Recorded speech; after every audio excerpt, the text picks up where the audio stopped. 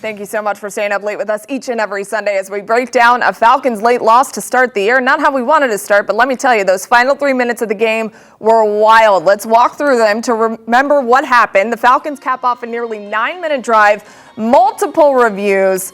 There was a lot of time happening in that game. Michael Penix stretches out and narrowly gets over the goal line, so the Falcons take the 20-17 lead. Then the ensuing possession, Baker Mayfield shows exactly why he's been one of the best quarterbacks in the game in recent years. He can make plays happen. Fires a dart over the middle to rookie Emeka Egbuka for the second score of the game for him, but he missed the extra point after. The kicker missed the extra point, makes it 23-20, so an opportunity for Younghoe Koo to tie it.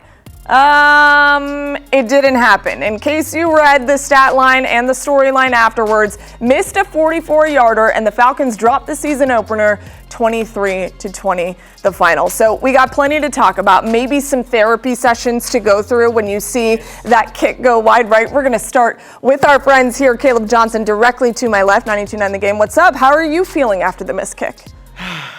That's about it, honestly. It feels like it's another year and another time where we're dealing with this same thing all over again of missing a really great opportunity to win a game for the Falcons. Yeah, and they looked good enough to win the game, at least in my opinion. Although Jarvis made a really good point to me off camera.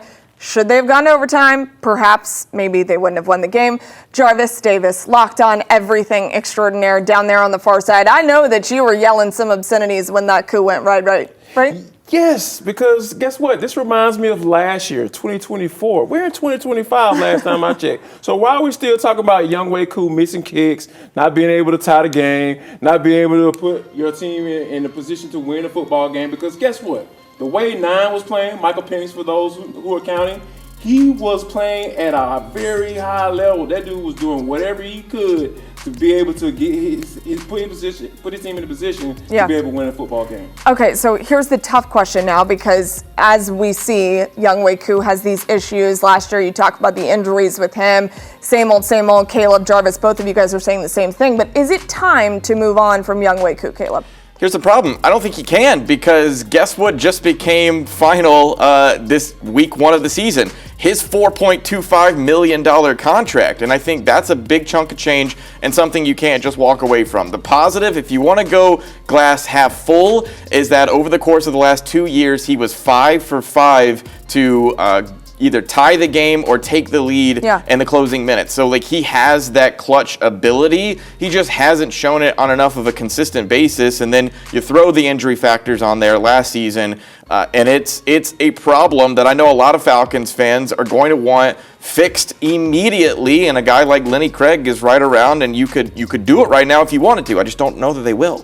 And unfortunately, Raheem Morris is very emotionally attached to Koo, so we'll see what happens there. Let's talk about running the football, something that the Falcons have been very good at over the years. However, the run game, pretty much non-existent, at least through most of the game, Jarvis. When you're looking at how much they ran the ball, 27 rushing yards in the first half. That is it, 69 total for the game. What was their big issue in running the ball today? They just weren't able to get a body on that man in the middle, and that's Vita Vea. Yeah. They weren't able to get any movement there. Obviously, with Caleb McGarry not being there and Chris Lindstrom having his partner in crime, so to speak, on that right side of the football and not being able to go there like you normally have been in the past, that was the big thing, that they just sorely missed it. And then I feel like Zach Robinson didn't put his players in position to succeed. What do I mean when I say that? When you have Kyle Pitts trying to block Hassan Reddick on a 4th and short play, that is an absolute awful position for Kyle Pitts to be in, because he does not have the capabilities of blocking. He doesn't seem like he doesn't want to block in those situations. So it was just too many instances where I feel like Zach Robinson didn't put his players in positions to succeed, and obviously Caleb McGarry not being out there, that was a big thing for the Falcons today. Yeah, pretty frustrating, because they started off with a big explosive. You see the pass to Bijan Robinson, the 50-yard touchdown, and I had people texting me the Falcons are going to the Super Bowl. And then everything kind of mitigated after that. Mike really did look like he had it, Caleb, especially when you look at that Superman-worthy touchdown that he had in the fourth quarter. What was it about Mike today that made you think, okay, they've got something going here on offense with him at quarterback? I think it's the decisiveness. It's his willingness to try to push the ball and then do something that is not necessarily in his wheelhouse, which is run the ball. Like, that is an aspect of his game that I think a lot of people might want to assume he has a great ability to, but he's really more of a passer down the field and still using his legs when he needs it most. It's funny, he's kind of done this throughout his entire career, whether it's collegiately at Indiana, getting a win over Penn State. Like, he has had this ability to get these, impressive stretches over the goal line to score the ball, and I think it was the decisiveness throughout the entire day when he had a lot of chaotic things going on as far as losing receivers that I really felt like he held everyone together, and he was the adult on the field when everything else seemed to sort of break down. One of the best things that you can have an attribute in a quarterback is when they are at this level at all times, and Mike very much has displayed that, especially in week 1.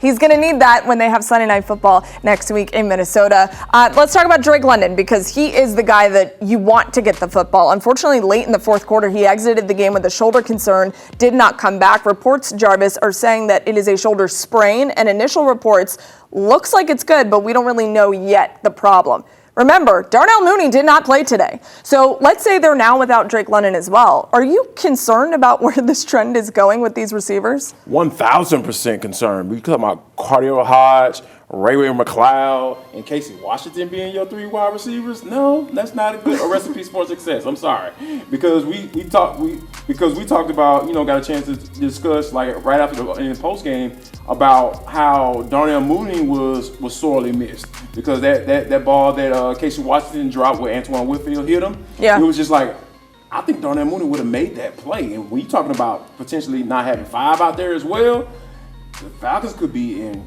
trouble if Drake London is not out there. And I think that passing game, that's going to put a lot on Michael Penix to make a lot more plays than he made today. And I will tell you this, if you run the football effectively, you wouldn't have that much pressure on your receivers, so they're going to be looking to improve the running game as well for Sunday Night Football. But before we get there, we have to flip to the defensive side of the ball, and there is nobody that knows it better than our good friend John Abraham.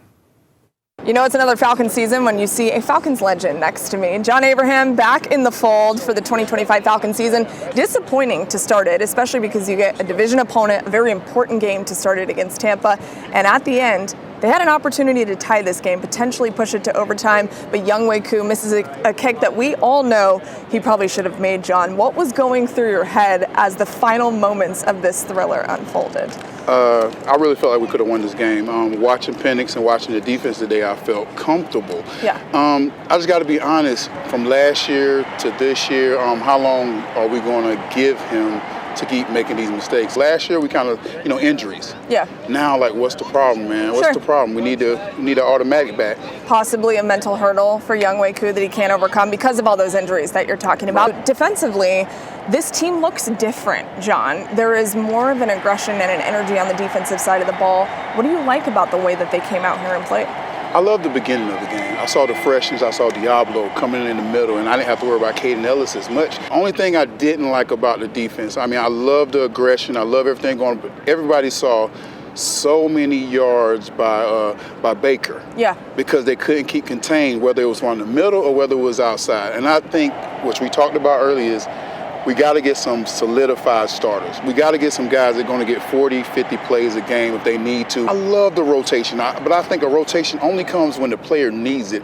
I've saw so many different numbers. I was looking for 27 because that's our guy, James Pierce. They saw how you're going to get so many sacks. Yeah. I saw him in the game, then I seen 11, then I saw 17, then I saw 96. Me, I'm like, when are they going to get consistent, like 10 plays straight or 12 plays straight? And we didn't see that. And I think that's why a lot of times you lost contain, or you see a lot of containment lost by, the guys, because you got to get comfortable. It's hard to get comfortable in a few plays at a time. One person that you mentioned to me off camera that you were actually excited about, that you didn't really expect, was Divine Diablo. What was it about him in this game against Tampa that caught your eye? Downhill. And last year, we used to sit in that booth and I'll be like, man, why are they sitting still? This guy goes downhill on the run, downhill on pass. Everything is just downhill, and I love it because he's an attack linebacker. And it gives Caden Ellis a lot more, I guess, vulnerability to do other things. Baker is one of those quarterbacks that can extend plays. He did that several times. His legs were a huge issue for this defense. When you went up against quarterbacks like this, what was the biggest thing in containing them? I just wanted to hit them because that's what they seem like they want. They seem like they're an aggressive quarterback, so you got to hit them as much as possible so then they can take that toughness away. Mm-hmm. Some people think, oh, yeah, he's tough. He can take a hit. Keep hitting him. He can take a hit. Oh, keep hitting him. Take it, keep hitting them. And I guarantee you start seeing that softness in them. You start seeing them kind of shaking, pulling it down. Think about when I used to play Cam Newton. When I first used to hit him, like, oh, yeah, he's breaking cover. By the end of the game, that little tap, boom. Everybody saw how his career went. Now, Cam was amazing. Like, at the end of the career, he's like, I don't want no more hits. So you got to just keep punishing him.